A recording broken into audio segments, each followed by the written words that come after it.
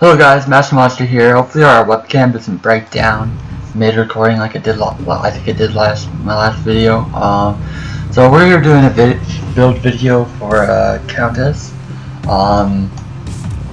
So far this update's kind of got a lot of mixed, generally negative reviews.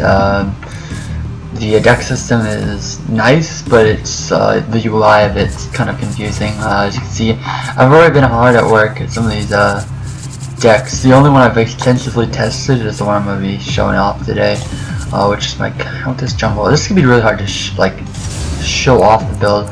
So it's a knowledge death Countess deck. For some reason, I don't know, except with growth, it says you have 23 out of 24, and there's not a 24th card. So I don't know what's up with that. They screwed up.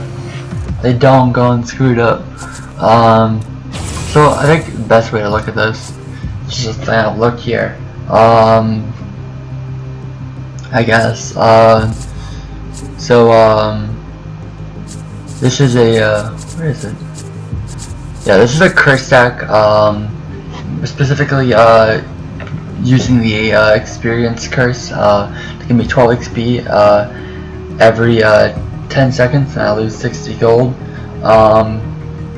It really hurts. It really does. Like in the early game, like it's amazing. When you get to the late game and you're farming, and you could use maybe another card in the deck or something, it really just kind of like hurts you.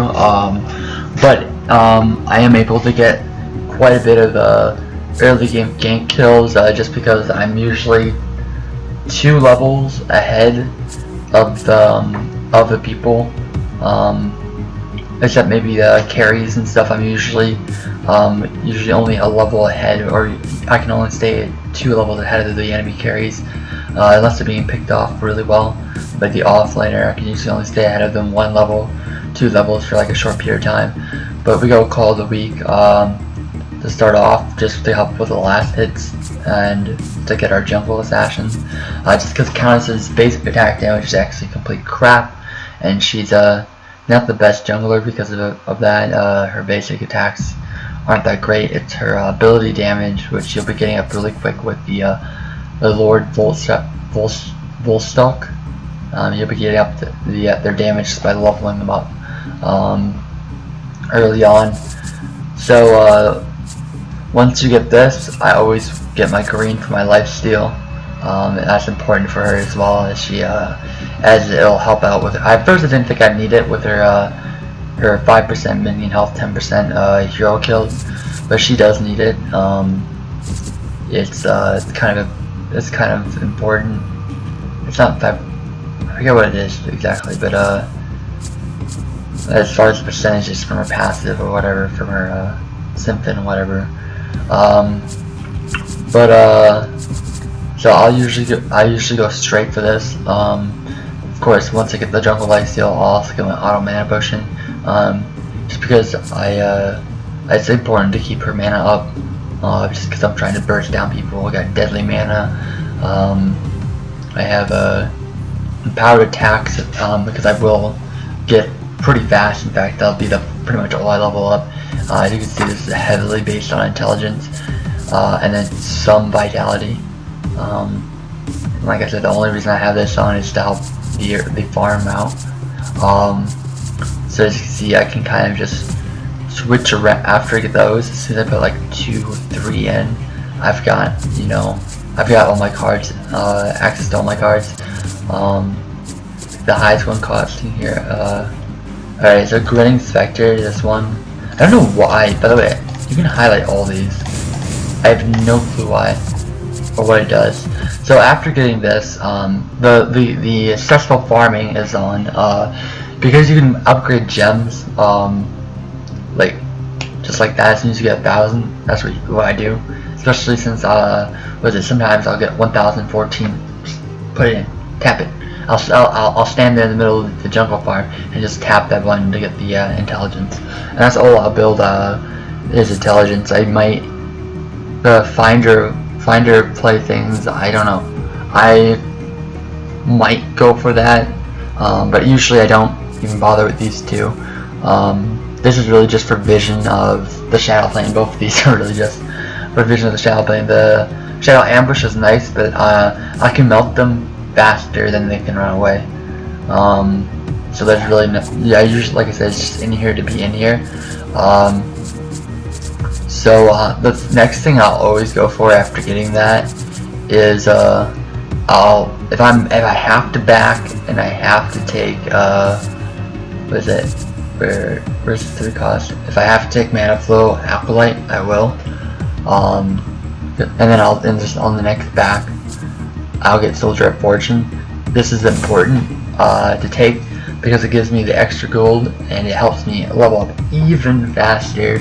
I won't generally use it in lane unless I have to clear out lane, but I will if I see like a carry that isn't, you know, already going into lane. There's no one in lane, and then minion wave's being pushed up with maybe another person in it. I'll push the lane back, kill minions there, just because while I wait for my other minions to die off. And so I generally just use Soldier of Fortune up, clear minion wave, or not minion wave, but just clear minions out the jungle. Usually I use them on the green buff minions just to kind of get them out of the way. So this combined with that, just kind of really helps keep that gold farm up. And then after I get this, sometimes, and also it gives me 100 mana and mana regen. I should also note that. There's another reason why it's in here is just because it helps to keep my mana up until, you know, whenever. This is really just in here if I need to deal extra damage. Just in here, like if I say I'm like, okay, I'm fine with the farm I'm at. As far as gold, I can get this out, put in Invader Mage for them extra damage. Atomic Soldier as well, just extra damage, more mana as well.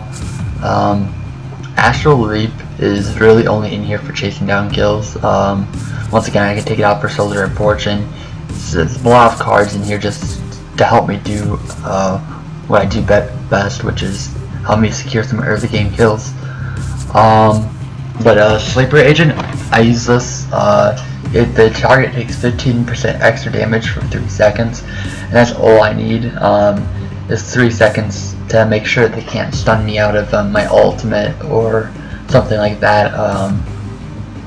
It really helps you burst down some of the heroes and really can help us secure a kill.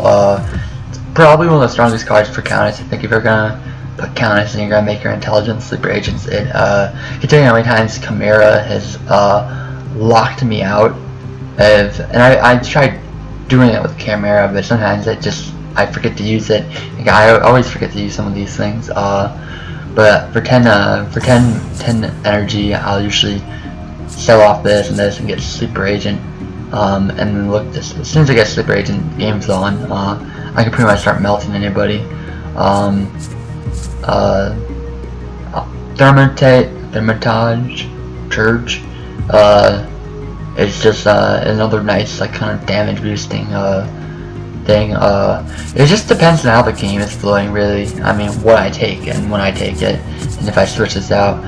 One thing I'm still not sure of is of this update is if I take it off Thermitage and put it back on, if I keep my stacks. I would imagine you would keep your stacks, which would make me more akin to like taking it off, other than the fact that if I'm damaging heroes, I'm not getting that 4 max mana.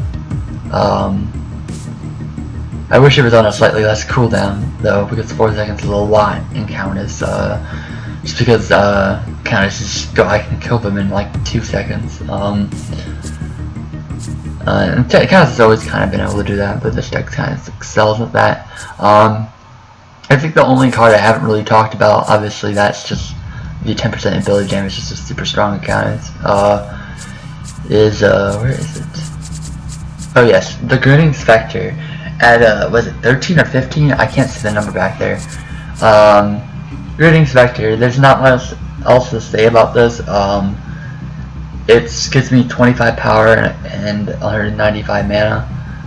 Power is nice, but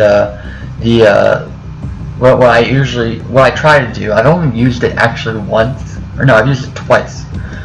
It is a lot, and I usually have to sacrifice a lot to get it, but if I'm like maxed out, I can usually get that in like Thermitage. I usually don't keep Soldier of Fortune past early late game, but this will just help me secure the kills. I can go in there. It's 100. It is 100 mana cost, but a 60-second cooldown for a 300 execute is fairly strong. I'm not sure if it's worth 13 intelligence at this point in the game. It is a lot of intelligence, and I'm not sure on how the firewall works or the moving projectile works. Is you select a hero, but I've only ever used it twice, and I've only ever used it when I'm right up in their face, because something tells me if they put someone else in the way or move behind something, I'll just hit a wall and not work, unless it goes through walls. I mean, it is called the Grand Inspector. I might have to do some more testing with it, just to see how exactly it functions, but it's hard to test with something in a game like OS 13. You know, I won't always get there. Sometimes I have really quick games and my farm is low, and there's other things I need to have on me. But this, after using an alt, or just after using just a few abilities, it can replace me having to use my alt to finish someone off. If I Shadow Slip, Blade Simpin, and then Dark Tide them, and then I just cast Grand Inspector, it could end them, and I could have my alt back off a bit, and to wait, you know, for whatever. Wait for my cooldowns to go off. I'm sick use.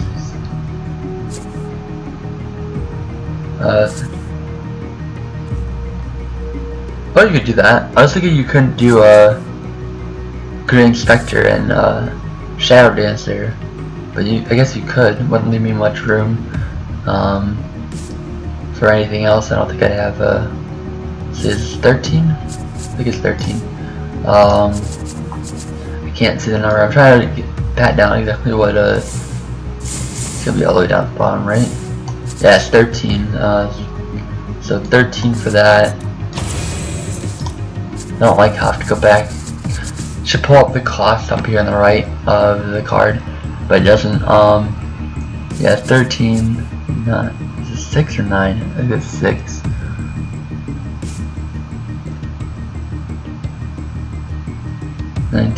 And then so that leaves you with 5 more intelligence if I wanted to equip Shadow Ambush and the Spectre. But then again, I'm saying it would leave me with 5 more, but I'm gonna have Lord Volstock on.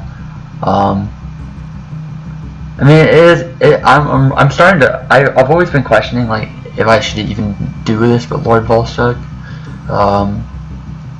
And I've done quite a bit of playtesting with this. I'm still contemplating about taking it out, but I mean, I do hit level 20 before anyone else, all the time, with it on. It is a pretty steep cost, but it is also giving me 12 power as well, and that's something I looked at. I did try taking it out and putting in that 1,000 cost, like 2 XP every 10 seconds. But when you compare, like, was it 2 or 5? It's way less XP every 10 seconds. And I was just like, well, this isn't gonna help me get ahead on farm. Combine the two, and you could really get ahead on farm, but you're spending 1,000 points for a card that's doing less for you than this is already doing. So it wasn't worth it for me to do them both. But this is the deck. This is what I've been using. I think I've already showed you the things. Powered attacks if I wanted. If I felt like I could stay within range of the target and I didn't want to burst them down completely. It also just gives me basic armor and health. One thing I've noticed about the gems is there's different variations with some of them that they give you a flat, like little teeny stat boost, as well as their ability. But I have exact duplicates of some, which is also kind of confusing as far as what I can do with gems when I have duplicates. But that's the build, guys. That's Countess. I think offlane tank. I've got Narbash. I actually have 2 Narbash decks, one for healing, one for debuffing the enemy. I actually did put order on that Narbash, which is kind of realized might be kind of depressing when I'm probably the only support that isn't gonna have order, but meh. create Seraph decks. I don't know, just create stuff, find out what I like. Richard Jungle is my favorite jungler. Have the most fun time in the jungle is Richard, just because you jump at people, you tether them in and stuff. But that's for a different day. That's the deck. Thanks for watching.